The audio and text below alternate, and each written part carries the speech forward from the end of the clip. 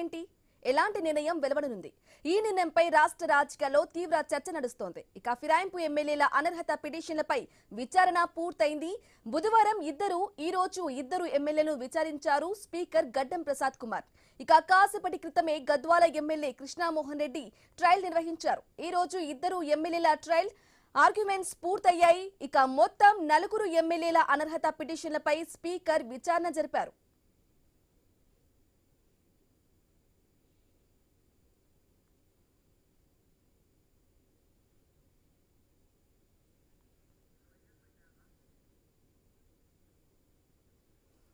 Right గా మరో breaking news చూస్తున్నాం. ఫిరాయింపు ఎమ్మెల్యేల అనర్హత పిటిషన్లపై స్పీకర్ నెక్స్ట్ స్టెప్ ఏంటి? ఎలాంటి నిర్ణయం వెలువడనుంది? ఇక ఈ నిర్ణయంపై రాష్ట్ర రాజకీయాల్లో తీవ్ర చర్చ అయితే నడుస్తోంది. ఫిరాయింపు ఎమ్మెల్యేల అనర్హత పిటిషన్లపై విచారణ పూర్తయింది. బుధవారం ఈ రోజు ఇద్దరు ఎమ్మెల్యేలను విచారించారు స్పీకర్ గడ్డం ప్రసాద్ కుమార్. ఇక కాసేపటి క్రితమే గద్వాల ఎమ్మెల్యే కృష్ణమోహన్ రెడ్డి ట్రయల్ నిర్వహించారు. ఈ రోజు ఇద్దరు ఎమ్మెల్యేల ట్రయల్ ఆర్గ్యుమెంట్స్ పూర్తయ్యాయి. ఇక మొత్తం 4 ఎమ్మెల్యేల అనర్హత పిటిషన్లపై స్పీకర్ విచారణ జరిపారు. ఇదే విషయానికి సంబంధించి పూర్తి సమాచారం మా ప్రతినిధి ఏవై స్వామి ఫోన్ ఇన్ ద్వారా అందిస్తారు. ఏవై స్వామి, చెప్పండి. ఫిరాయింపు ఎమ్మెల్యేల అనర్హత పిటిషన్లపై మొత్తం 4 విచారణ పూర్తయినట్టుగా తెలుస్తోంది. మరి స్పీకర్ నెక్స్ట్ స్టెప్ ఏంటి? ఏ విధంగా ఉండబోతుంది? అప్డేట్స్ ఏంటి?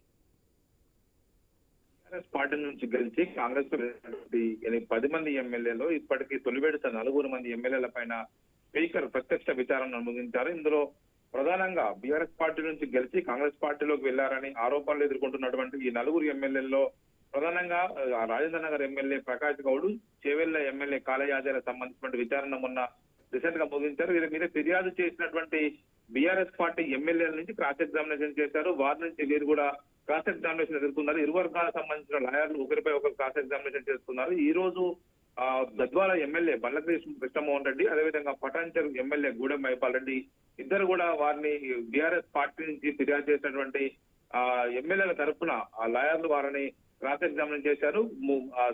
స్పీకర్ గడ్డం ప్రసాద్ కుమార్ ఛాంబర్ లోనే ఈ ప్రత్యక్ష విచారణ కొనసాగింది. వారి తరఫున లాయర్లు వారిని ఎందుకు మీరు పార్టీ మారాల్సి వచ్చింది, ఎందుకు సీఎం ని కలిశారని చెప్పేసి వివిధ రకాల ఆధారాలను చూపుతూ బీఆర్ఎస్ పార్టీ తరఫున లాయర్లు వారిని వైపు క్రాస్ ఎగ్జామినేషన్ చేశారు. దీంతో తొలి దఫా ట్రయల్ అయితే మూసినట్టుగా కూడా స్పీకర్ కార్యాలయం ప్రకటించింది. మరొక 4 విషయాలకు సంబంధించి ఇప్పటికే మరొక 4 ఎమ్మెల్యేలకు సంబంధించింది ఇంకా ట్రయల్ కొనసాగాల్సి ఉంది. ఇటు ఖైరతాబాద్ ఎమ్మెల్యే దానం నాగేందర్, ఇటు శేషంగన్పూర్ ఎమ్మెల్యే గడియం సేర్ ఇద్దరు కూడా ఎలాంటి వివరణ ఇంకా స్పీకర్ ఇచ్చుకోనందున దానికి సంబంధించింది తదుపరి విచారణ కొనసాగే అవకాశం ఉంది.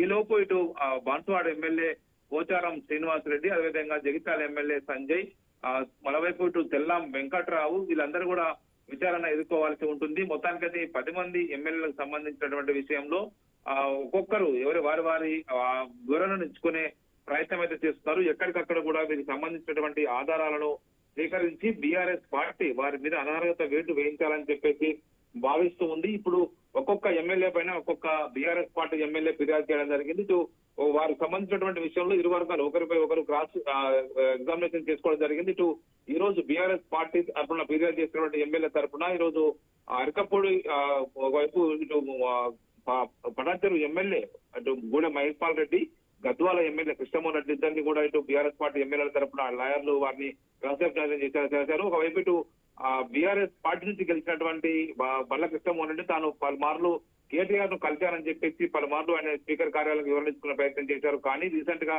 గద్వాలలో బీఆర్ఎస్ పార్టీ నిర్వహించిన సభకైనా హాజరు కాలేదు. అని ఖచ్చితంగా పార్టీ మారారని చెప్పేసి వివిధ రకాల ఆధారాలను వీడియో రూపంలో, పేపర్ కటింగ్స్ రూపంలో స్పీకర్ కార్యాలయానికి అందించారు. దీని ప్రకారంగా స్పీకర్ తదుపరి చర్యలు తీసుకునే అవకాశం కనబడుతుంది. మొత్తానికి సుప్రీంకోర్టు డైరెక్షన్ లో స్పీకర్ ఈ విచారణను తొలి దఫా కంప్లీట్ చేశారు. తర్వాత విచారణ 6 తర్వాత ఆయన కామన్వెల్త్ స్పీకర్ ప్రోగ్రామ్స్ అటెండ్ కాబోతున్నారు. ఆ తర్వాత వచ్చిన తర్వాతనే తదుపరి విచారణ కొనసాగుతుందని చెప్పి తెలుస్తుంది.